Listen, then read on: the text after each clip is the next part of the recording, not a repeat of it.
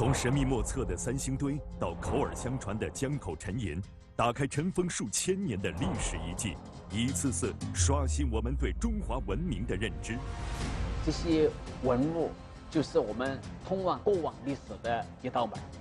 它里面那些面具，大眼睛、嘴都是咧到这儿，耳朵巨大，眼睛是凸出来的。任何发掘品到了考古人的手上，它就没有价格。他是四川省文物考古研究院院长、考古学家高大伦。同学们好。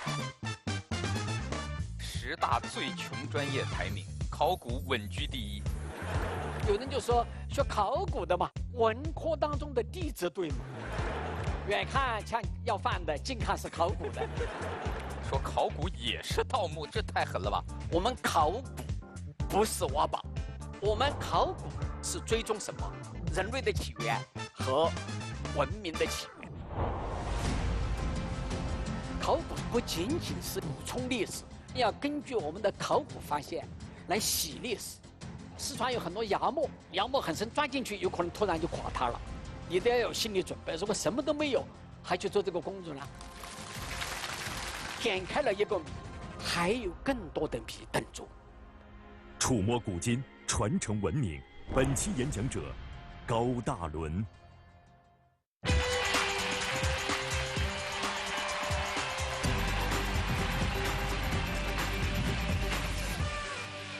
迎高考，祝未来。各位好，您现在正在收看的是由高考智能教育倡导者银鼎教育独家冠名播出的中国首档电视青年公开课开讲了。我是主持人撒贝宁，欢迎各位。萃取植物精华，科学气血双补。感谢熬夜标配云南白药气血康口服液对本节目的大力支持。开讲这个讲台是一个非常开放的地方，我们上天还可以入地。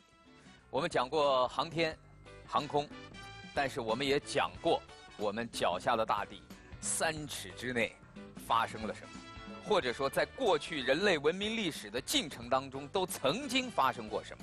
那么今天我们给大家请到的就是一位非常了不起的考古专家，而且跟他有关系的这些考古项目其实都带有极其强烈的神秘的故事性。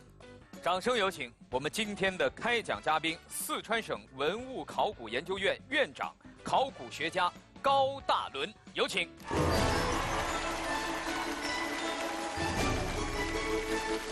同学们好。高院长您好，欢迎您，欢迎您。来，您慢点，慢点，慢点。再次掌声欢迎高院长。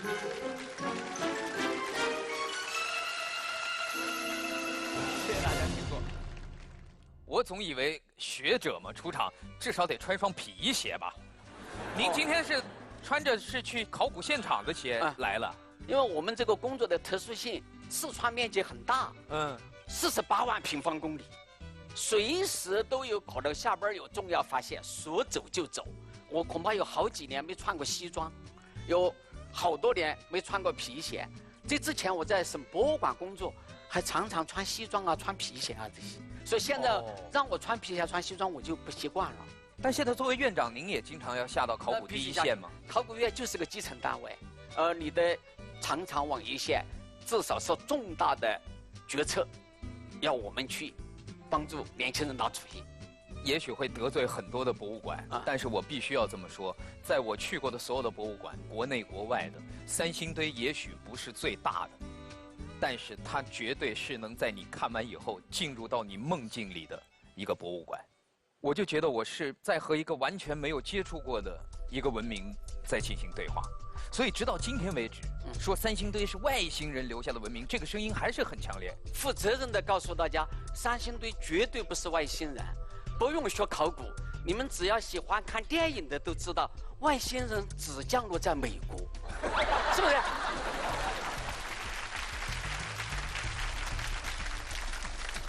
为什么觉得三星堆像外星文明？就它里面那些面具，大眼睛而且那个嘴都是咧到这儿，耳朵巨大，甚至眼睛是凸出来的。你很难想象，在那个时代，人们的想象力和他们的铸造技术，能够达到这样一种精美的、超出我们想象的一种呈现方式。经过那么多的研究，我们知道它也不意外，也不意外。一个文明嘛，它总有它的长河中这个孕育、诞生、成长、发展，达到高峰，然后走向衰落，或者融入其他文明。一说到考古，年轻人眼中都是带着好奇的光芒，因为太神秘了。但是作为一个考古学家，今天您要跟我们分享的故事，我相信也会非常的神秘。在高院长开讲的过程当中，我们的央视网将进行图文直播，而所有的网友也都可以通过我们的网络平台来给我们的开讲提出你们最感兴趣的问题。那么接下来我们把这个讲台留给您，有请高院长带领我们开挖。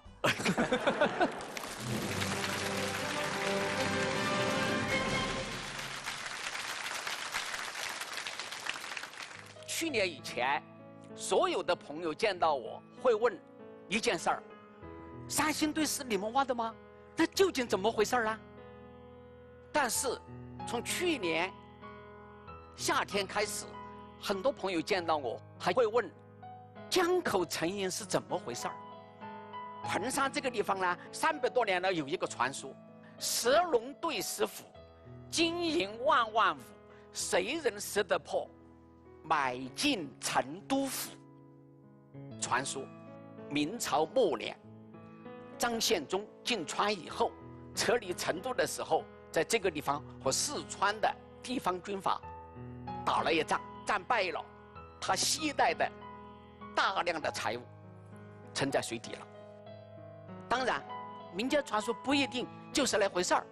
所以说，当2005年在成都南边，距成都几十公里远，临江里边有人打捞出木鞘，木鞘里边装了银锭，这种情况下，自然就会联想到我听到的传说。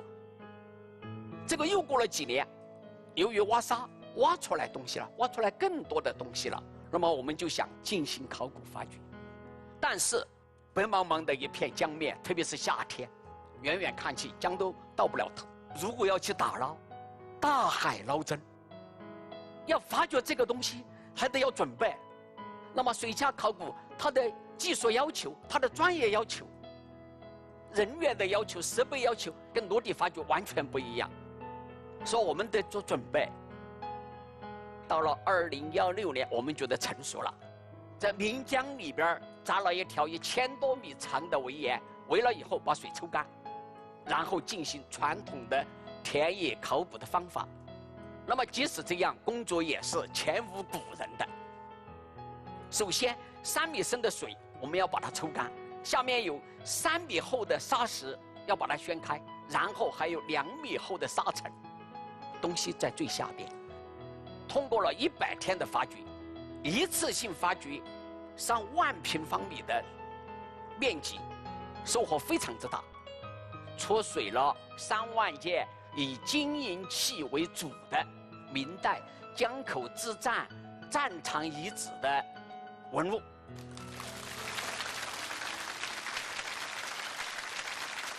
这个遗址有多大呢？初步估计1平方公里，100万平方米。我们挖了2年，发掘了多少呢？2万平方米，2%。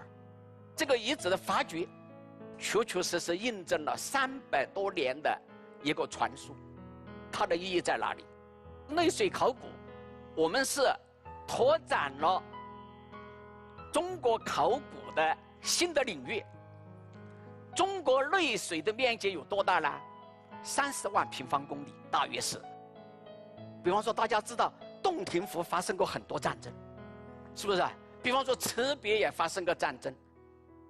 那么，很多大城市的城边上码头都有很多遗迹，但是以前没有人注意，或者说注意到也觉得没有办法。那么，我们开辟了一个新的领域。今后，我想的话，会有更多的人会关注到中国内水的水域下边还埋了大量的各个时期的各种各样的文物。当然，江口沉银印证了这样一个历史事件，但是考古学不仅仅是一种补充历史，事实上，我们要根据我们的考古发现来洗历史。到今天为止，我们形形色色的搞研究的人，不管你做什么研究，事实上你在探究5个大问题：第一个，宇宙的起源；第二个，地球的起源；第三个，生命的起源；第四个，人类的起源；第5个，文明的起源。很有幸，我们考古的人占了2个：人类的起源和文明的起源。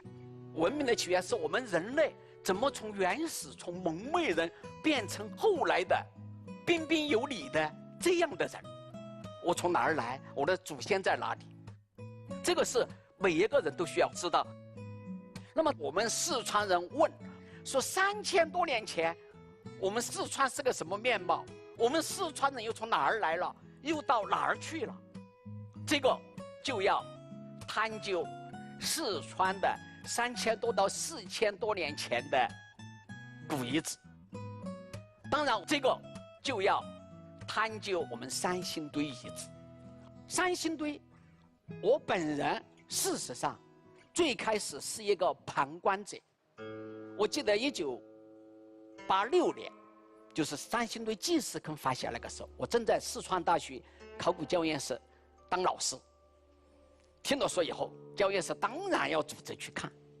到坑边上一看，我自己觉得，在这个参观三星堆以前，在同龄人当中，我还算跑得比较多的。因为我在西安西北大学读了3年的研究生，我还到北京来跟着我的老师念了一段时间的书。但是到坑边上一下就懵了，你没有想到的东西一下呈现在你的眼前。由于中原相关的，有一些东西是从来没有见过的，非常非常震惊。特别是第1号坑出了一个金杖，143厘米700多克，看到那么精美的这个纹饰，非常振奋。四川的历史大家是最迷茫的，古书的历史，但是大家是知道的最多的李白的《蜀道难》。古蜀国的2个国王，一个叫蚕丛，一个叫鱼凫。那么大家自然就能联想到鱼凫的形象。那么说为什么是这样呢？它是一只鸟拖着一支箭，箭头已经射在一条鱼的身上，这只鸟呢是钩喙、扑脚、鸭子那种脚，水鸟，它要在水里边能站稳。那么大家自然就能联想到鱼凫王。古蜀国的历史传说是相关的，非常振奋。第2号坑出来什么？众目面具啊！众目不是竖着长，众目是长目，瞳孔很长。我们想，他可能认为他的祖先眼睛看得非常非常之远。第2个，嘴那么大，他不应该是人吧？是不是？但是他也不应该是兽，因为他是钩鼻，不是人，不是兽，是什么？我们就想，很可能是禽类。禽类什么的眼睛看得远？鸟眼、鹰。当时的成都平原应该是河流纵横，沼泽到处都是，所以它的水禽也比较多。比方说，你到埃及去，古埃及很多你看到狮身人面，在埃及、在非洲最凶猛的兽就是狮子，在我们那一带至少鹰、猛禽，它是最凶狠的。所以这样的话，2个纪石坑出来的东西都与鸟有关，鸟图腾、鸟崇拜。古时候人认为我的祖先跟哪一个猛禽、哪一个飞物有关系。当然，这个不是妄想生意，我们还有很多文献记载的证据，以及这些器物的分形分式的这个研究。中国最大的一件青铜器是什么？最重的后母戊鼎。次大的、次重的是哪一件呢？就这件神树，残了790公斤重。如果它是完整的，我觉得有可能重量超过后母戊鼎。但是我说，如果要讲奇特、讲文化内涵、讲它后面的意义的话，也许这一件更浪漫、更神奇。为什么？《山海经》里边记载说，古代的东方、西方各有一株树，早上太阳从东边这边树升起，下午落山掉到另外一株树上，一株叫扶桑，东边、西边叫若木，扶桑，就这样来的。但是这个树是什么形状？为什么有这样一个传说？不知道。三星堆就把跟着神树给挖出来了，9只鸟分3层，最上一层残了。那么这个器物，如果加上顶上一只鸟，就10只鸟。10只鸟刚好想到我们古代10个太阳的传说。但这个传说有多久远呢？文献记载可以追到《淮南子》，再早可以追到也许是战国时期的《山海经》，但有人说是汉代的。再早我们追到了三星堆，三星堆再早追到哪儿？我告诉大家，良渚文化的玉琮上就有鸟驮着太阳。再早河姆渡有一件器物上还2只鸟驮着一个太阳，它们叫双凤朝阳。你看，从6、7千年的我们文化上关于宇宙的认识，一直到今天，我们6、7千年来，我们的这方面的文化是一脉相承的。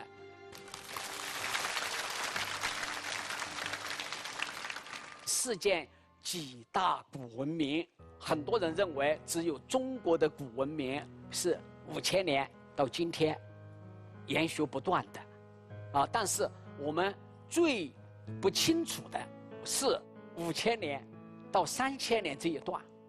考古学的在这一段的研究不仅仅是一种补充历史，事实上我们要根据我们的考古发现来洗历史。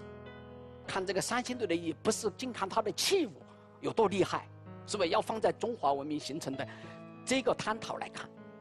三星堆研究的功夫一定意义上还在坑外，天天纠缠那个坑的东西未必能解决很多问题。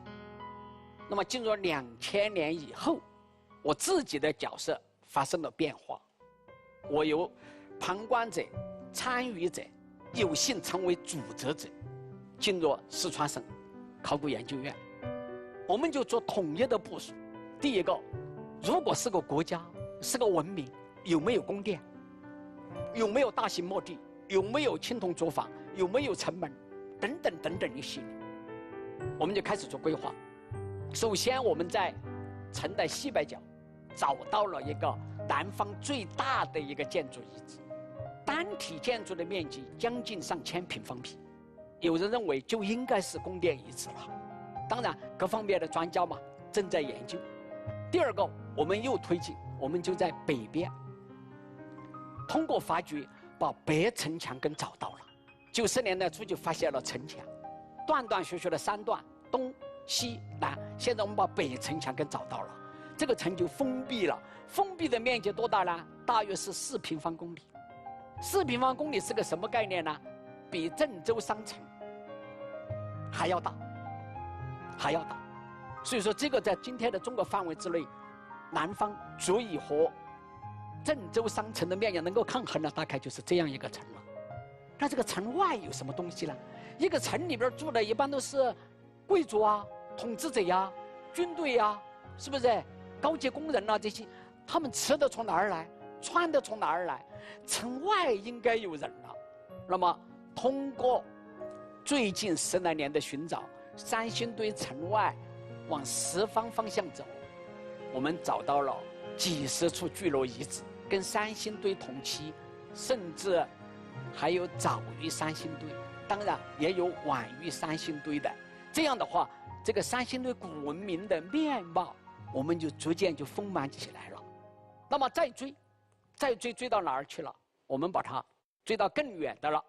三星堆这样一个遗址，它和相隔北边1500公里的一个地方叫安阳，文化上是有联系的。它的青铜容器，它的玉器，有的就是商文化的东西传播过来的，这个不稀奇。还有一个更稀奇的，在1992年，香港中文大学开了一个会，牙璋的学术研讨会，越南也有专家去了以后，回来带回来一个消息，马上就在我们圈内传开了，说越南也出了跟三星堆一样的东西了，就是那件牙璋。大家看这样一件器，如果2个地方、2个文化没有交流，怎么可能出这样的东西？不可能的事儿，所以它一定有交流，有影响。2004年，我到广西去参加他的博物馆成立70周年，他们就组织边境游，就游到了越南的河内，一去国家博物馆一看，10多年前看到照片的东西就在他展柜里边。后来看了以后座谈，我就提出来，我说我们能不能到你这儿来发掘一下呀，找一找啊？他说找什么啊？我说找越南的三星堆啊。国家博物馆长非常痛快，可以啊。旁边同行的中国同行还说高某人大概有点天方夜谭，异想天开，这个怎么做得到啊？但是我们回来，我们院里边就研究，大家觉得值得去，应该去。既然越南同行欢迎我们去，于是我们就有了越南考古之行。那么后来才知道，这是中国内陆省份第一次在国外独立的进行考古发掘。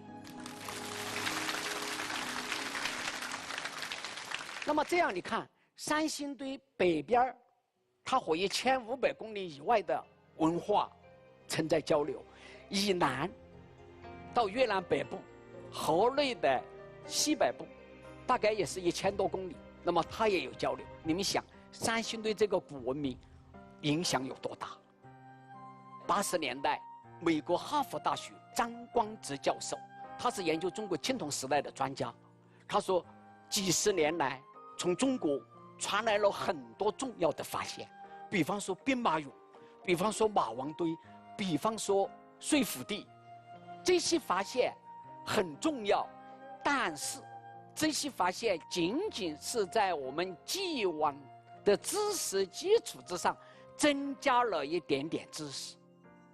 兵马俑很厉害，但是他就在始皇陵旁边新发现一个坑嘛，是不是？而马王堆它是汉代的一个墓嘛，但是他说夏商周这个阶段的重要遗址的发现才是最重要的。为什么？它的发现足以造成我们对中国历史的发展的看法的根本的改变。了解了这些，我们就知道我们怎么从原始人迈向文明的。现在的中国区域内，从原始迈向文明阶段，在中原地区这2000多年，夏商周这些它的文化中心迁来迁去的，而只有在我们西南地区三星的这个地方，2000多年一个文明在这个地方孕育，在这个地方诞生，在这个地方成长发展，达到高峰，然后走向衰落，融入中华文明。从这个意义上来说，这是中国研究文明起源、文明形成、文明发展最理想的，并且是唯一的标本，唯一的标本。而这个遗址它的面积是多大呢？12平方公里，1200万。我们发掘了多少呢？发掘了1万平方米，1/1000左右。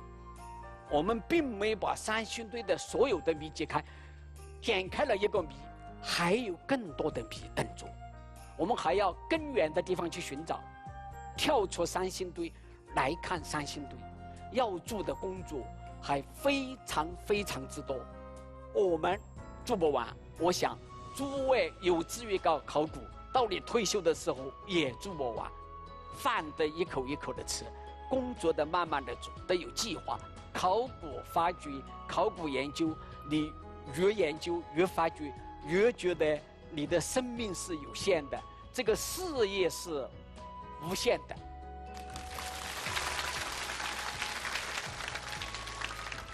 所以说，现在不管是长江下游的、黄河中上游的，还有西南地区的，我们共同都在为中华文明的起源，然后中华文明起源进入文明阶段的这个发展，它的脉络、它的特点，我们在寻找更多的考古信息来充实这个。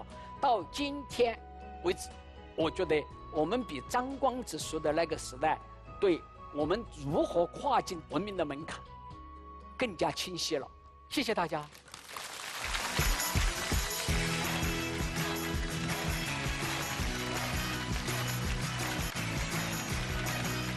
谢。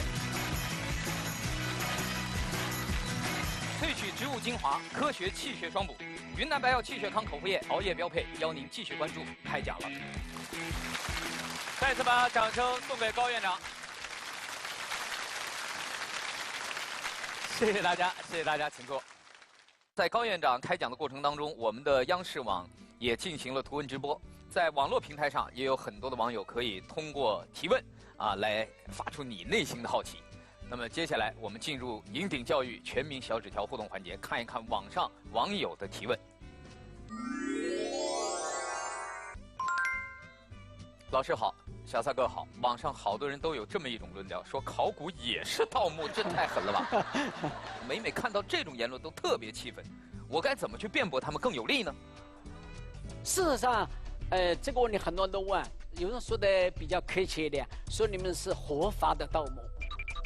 活不了。我跟大家说，考古真不是盗墓，盗墓者他盗墓是对墓的破坏，对，他摆放的位置，他和其他器物的关系，而这个往往就是非常重要的信息。一个墓，一个遗址，我们挖是一层一层的往下挖，我要看这个墓开口在第几层，墓石的情况，根据墓石的大小、墓道的情况，我就能够确定这个墓的级别。这个级别确定要知道他的身份。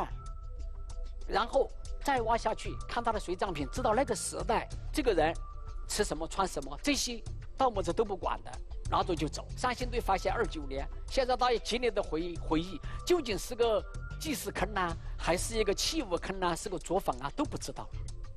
我们这方面的损失太大了。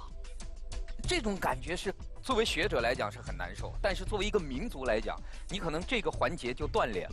对啊，也许这是唯一的一个可以让我们讲清这段历史的东西，但现在也许因为一次盗墓，你可能就失去这个机会了。对，还有我们考古人都不收藏。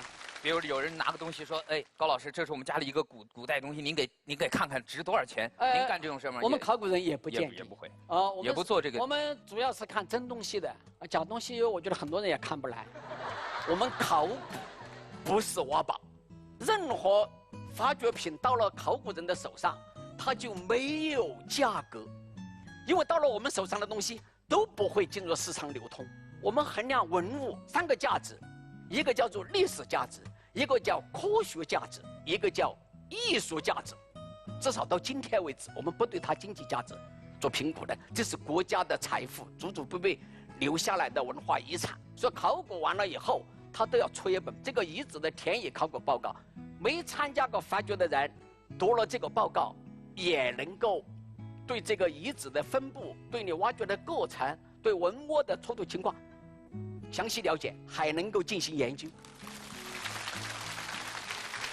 接下来是现场观众小纸条问的问题，很有意思。不知道您有没有听过10大最穷专业排名？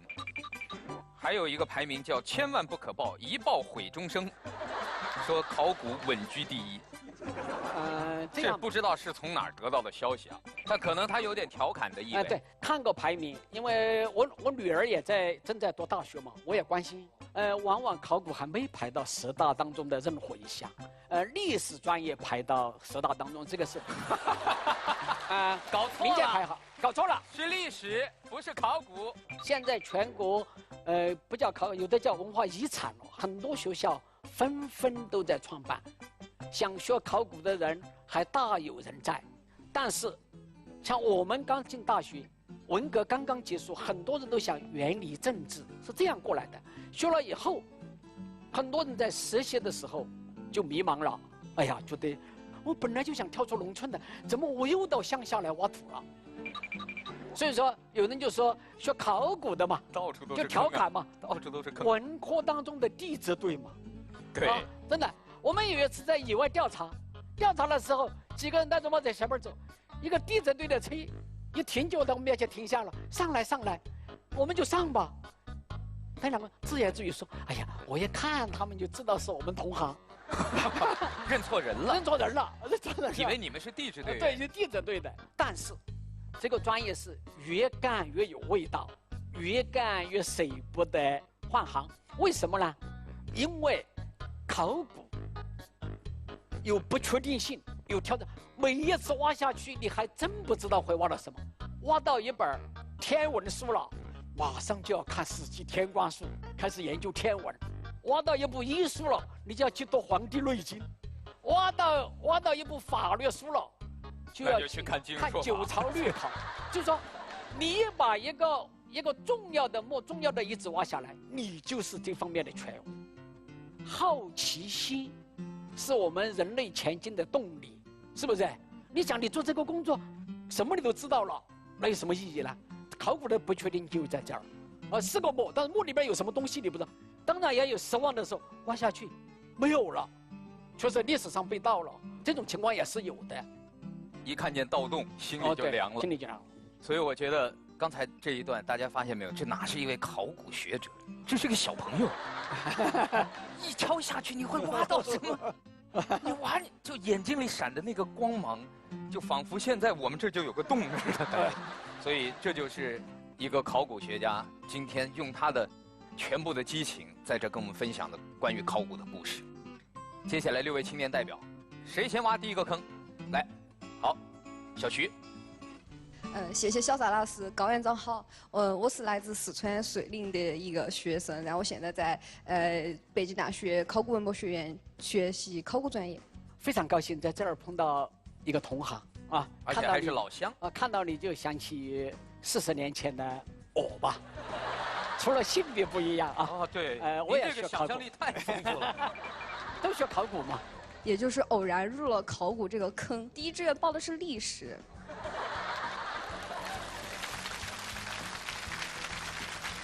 你果然是专报上榜行专业是吧？恭喜你，我觉得选择了一个好专业。听您刚刚讲，我越发觉得是走向了一条光明大道。今年下半年我们就要去第一次进行一个系统的田野实习了，我心里其实还是很惶恐的，因为害怕自己一铲下去就给挖没了。挖煤你得去山西。我们在一河之隔的陕西做发掘。他马上要去第一次踏上田野考古。对，您有什么小建议？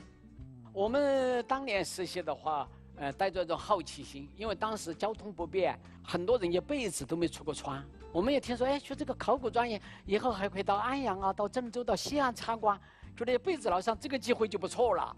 我们老师呢，正好是让我们去就是湖北中宝岛那个地方发掘，发掘完了以后呢，就从武汉到安阳，然后到洛阳，从西安回来啊，确实是回来哦，很多同学羡慕。我觉得第一次实习嘛，都没参加过嘛，就抱着一种比较务实的态度，老师教什么你就学什么，不要指望一次挖下去就有很多好东西啊，不要指望，但是你一定要不懂的就要问。其实觉得是笑话的，如果一次你不问，2、3次说你都挖过了，这些问题都解决了，你还不问，那人家叫笑话的，说怎么回事？当年怎么学的？还有一个呢，为了了解这个遗址，了解这个文化，我们要往下挖。挖的过程当中，严格按操作规程，要破坏，那是不可避免的。一个杯子，一个碗，稍微遗址里边，特别是一刮，有一点点，这是正常的，不要有一种负罪感。我们要小心翼翼，一次几公分、几公分的往下挖，出现了什么异界现象，这样的话，在老师的指导下，你一定会让它的破坏减少到今天为止我们的科学技术发掘水平最低的限度，这个就对了。你不能用20年后的技术方法来要求，是吧？谢谢高院长，谢谢小撒老师，加油！所以刚才也有观众小纸条问我，女生能学考古吗？答案在这儿呢啊。第2位，夏老师好，高院长好。那我是一名文物保护修复师，来自兵马俑。那我们博物馆里面，它其实修兵马俑的。对。你别说来自兵马俑，很吓人。我就来自兵马俑。口语。对，来自兵马俑博物馆。那我们博物馆里面，它就是早在1999年的时候，他发现这个百戏俑的时候呢，就在考古现场就有一些文物修复师参与到里面。但是当我去别的博物馆的时候呢，就没有这种的。所以您觉得文物修复师参与到考古发掘现场，在未来会不会是一种趋势？见到这个兵马俑博物馆的同乡，很高兴。我认为，文物修复师以前都等发掘完了拿到库房来修，这个是不对的。根据考古学的发展，特别是有考古院所的这种机构，它里边又有文物修复人员，应该到考古发掘现场，因为很多文物很脆弱，在地下很多年埋藏了，拿出来以后急需要进行现场的临时处理，就相当于你看见一个人受了伤，对，第一现场就要包扎他，急救就要处理他，相当于我们全国很多单位有文物保护工程车，我四川省文物考古研究院在全国率先成立了2个医院，第一个叫文物医院，第二个叫文物移动医院，就是带上急救设备，就到考古现场去。文保中心的青铜专家、瓷器专家、漆木器专家出来以后，马上紧急处理，处理了以后，争取更多的时间，比方说漆木器的脱水啊，有的丝织品怕见光啊，等等这样一些，这个未来是必须的。我们正在要求我们的每一个工地，一旦有重要的迹象，一个墨要打开了，马上我们的文物移动医院就要到现场。考古就相当于是120，然后我们修复就相当于是手术医生吧。对，对。那其实我今天来到现场呢，也带来了照片儿，就是我们在1999年这个百溪俑出土的一个照片。其实三星堆你们看见了大面积基本上碎片，说很多人修复10多年呢。然后慢慢，你看有编号嘛，啊拼嘛，哦。中间这是到了你们这儿了。对吧？到了你们手里的时候，说我们考古拼陶片是个功夫啊。然后这些都是修复的步骤了，最后这一张是修复完以后。是。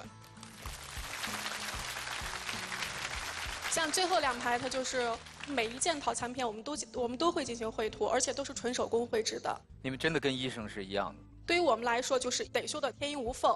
在每周5例会的时候，我们马老师就会跟我们说，文物是不可再生的。如果你一旦把它破坏掉了，你是没有办法复原的。这个工作呢，是你要自己凭着自己的良心去做的一件事儿。是那位大国工匠马宇老师吗？马老师也来到了我们的现场。你师傅来了吗？来了。在哪儿呢？就坐在我身后，所以我今天。大国工匠马宇先生。您好，您好，马老师。哎，你好，你好，你好。哇，您坐在后面，我以为是个小伙子，您因为跟年轻人坐一块儿没看出来，完全。您现在手底下像这样的年轻的徒弟有几个呀？哎呀，因为我们这个工作工资太低，所以我带的这些学生里面肯定有10几个都走了，因为现在工资太低了。就待遇留不住人。留不住人。这是个现实问题，是个现实问题。现在我手底下肯定有7个人。为这7个年轻人鼓掌。大浪淘沙留下来的是真的金子。这样，马老师，如果让您在这儿给咱们文物修复这个岗位做一个广告和宣传，让更多的年轻人愿意加入您的这个行业，愿意拜您为师，您会怎么说？说到这儿，我想说一个数据吧，好吧？其实全国重点文物保护单位是4296家。全国的这个博物馆将近5000家，有4700万件套的文物，但是做我们这个行业的，全国不到2000人。明白了，空间极大，需要年轻人的才华和能力，以及你们绽放自己的青春的机会极多。在这个文物修复中，可以了解古人的各种信息，了解到我们祖国当时的多么灿烂的文化，真是这样子。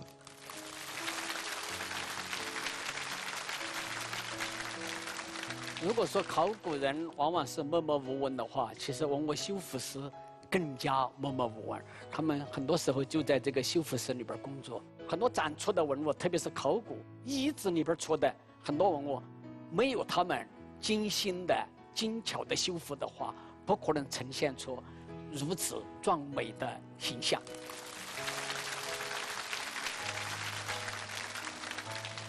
谢谢马老师，谢谢您今天还远程跟着您的徒弟一块儿来到现场。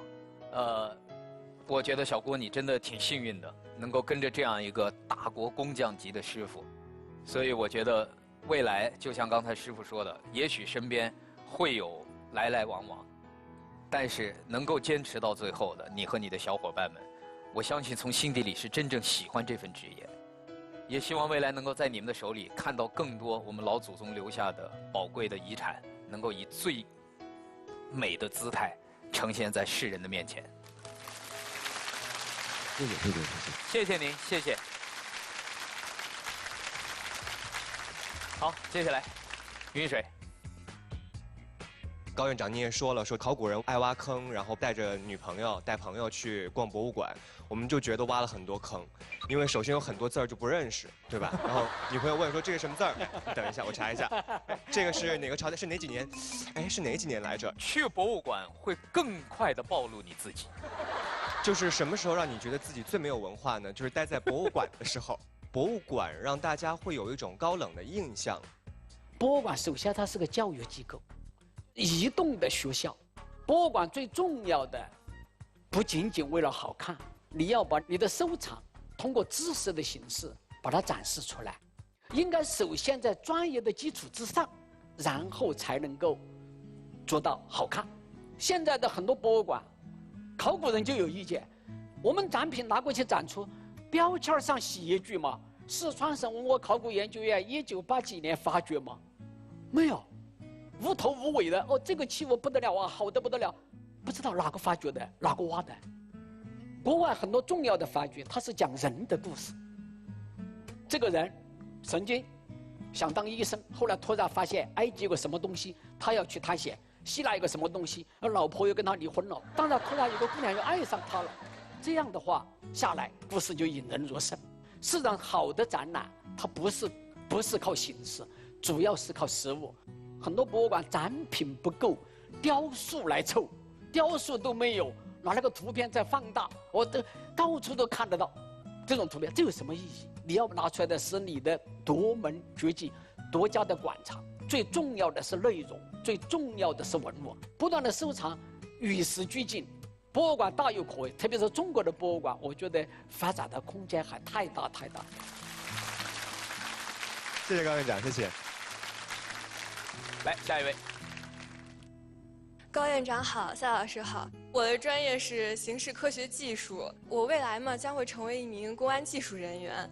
公安技术人员和那个考古学家有一部分很大程度上是重合的。我们都是知道了一个既定的结果，然后去推他以前的那个过程。对，然后还有一点就是，我们都要求非常的细心严谨。但其实我们很多时候也需要是冰一下那个灵机一动、灵光乍现，就是你把两个看起来毫无关系的线索联系到一起，然后反而能够成为破案的关键。然后我就在想，考古学家是不是像我们警察一样，就是您不只是挖坑，考古学家是不是都是一群脑洞大开的人？非常高兴，我们也算同行。我们有个动画片《考古训练营》，我们的动画片里边有一句对白：考古就像做侦探，要去寻找东西。我知道我们公安，特别是刑侦，用高科技用的很多，我们考古也早就不是你们的印象。拿把手串，穿着那个破烂的衣服，拿个洛阳铲，对对对，远看像要饭的，近看是考古的，不是那个了。考古这个学科啊，它从西方引进来，一直我认为是与时俱进的。早在50年代，西方用碳十式测年的时候，对我们中国的考古机构就敏锐地发现到70年代，我们基本用碳十式建立了自己的中国考古年代序列。80年代以来，比方说这个动物考古、植物考古、科技考古，最近一系列的 DNA， 并且我们的考古发掘，我们是比较早就用无人飞机。我们曾经在三星堆发掘的时候，从地下有内窥镜，有个坑儿，里边有没有东西，把那个镜头伸进去。对，所以这样的话，它的信息提取的这个就比以前丰富得多。所以说，我们现在大概，比方说关于文明的起源，关于小麦的传播，绵羊、山羊、马这样一些东西，都有考古学家在做研究。现在的考古丰富得多，基本上在其他领域能用到的自然科学技术，考古马上就会用到。对，谢谢高院长，谢谢夏老师。谢谢。下一位。萨老师、高院长，你好，我是一个城市探险爱好者。我们平时呢也会去探索一些废墟和遗迹，去寻找里边一些曾经发生过历史的故事。我们在城市探险过程中也发生过一些比较危险的事情，比如说我们曾经遭遇过雷劈。你们是去哪儿了？被雷劈了呀？当时是在山上需要扎营，然后突然一下发生有暴雨，山顶是很危险的。还有在一个地下峡谷去和时间赛跑抢救伤员，这种危险时刻都存在。我看您的可能工作会10几天，甚至1个月、几个月。这个过程中，您能分享一下您会遇到什么样的一些危险，或者是遇到一些什么比较有趣的事情？考古不仅仅探险有危险，考古本身也有危险。我的一个好朋友，北京大学的徐铁金教授，80年代后期在山西考古发掘的时候，探方的阁梁倒了。山西考古发掘的时候，探方的阁梁倒了，把它埋了，同学们把它刨出来的。如果刨出晚一点，大概人就不在了。另外，四川有很多崖墓，崖墓很深，钻进去有可能突然就垮塌了。在四川考古比其他地方要危险一些，就是甘孜阿坝这些地方，崇山峻岭。而西部往往很多险要的地方，就是古文化遗存非常丰富的地方，所以我们就组织了叫做西部考古探险中心。去年11月份，我们单位有4个女考古队员穿越九鼎山，4300公尺高的山顶，7天7夜和外界没任何联系，没看见人烟，他们说有重要发现。那么我们搞考古探险主要是在这些区域，现在这10多年下来，发现非常非常之多。我本人在2008年穿越川藏南线，在莫里的原始森林里边，晚上7点钟左右遇上前方塌方，墓被封了，就在黑黝黝的一片林子里边，要找住的，找到有正在修路的工人的工棚不够住，我是团长嘛，我就宣布，首先满足女的，其次满足司机，后来再满足外地的专家，最后是我们院的专家，这样来住宿。住了以后，我要去侦查，一下就被狗咬了，我被狗咬了，我被狗咬了。在树林里咬您的那个是他们修路队的养的狗还是野？养的狗，养的狗。但是那个地方事实上疯狗比较多，他们安慰我说没有问题。是没被咬的人都这么安慰别人。对，头天晚上8点钟咬的嘛，第2天下午5点，等到那个塌方的地方，挖挖机来挖通，然后同团的一个队员租了一辆摩托车，拼命的赶，在5点半的时候打上针了。我们都叫做考古探险嘛，这是正常的，你都要有心理准备。如果什么都没有，还去做这个工作呢？萃取植物精华，科学气血双补。云南白药气血康口服液，熬夜标配，邀您继续关注。开讲了。我们在探险活动中也遇到过这种情况，就是我跑的可能比您快一点还好我还没被咬过。如果有机会的话，我会参加您的探险队，跟您一起体验一下考古探险。谢谢。我不知道大家有没有发现，近几年来电视节目当中关于文物、关于历史文化、考古这方面的内容越来越受到年轻人的追捧。人们开始现在在用自己的创意，在关注我们的文化，在关注我们从哪儿来，今天在哪里，未来又要走向哪。用高院长的一句话来作为今天开讲的结尾，那我选择的一句话就是您刚才演讲中有一句非常平实，但是却又充满分量和哲理的话：饭要一口一口吃，坑要一个一个挖，慢慢来，等你们这些年轻人。对，感谢高院长给我们带来的精彩开讲，下期再见。谢谢您，谢谢高院长。人来人往的街头，想要自己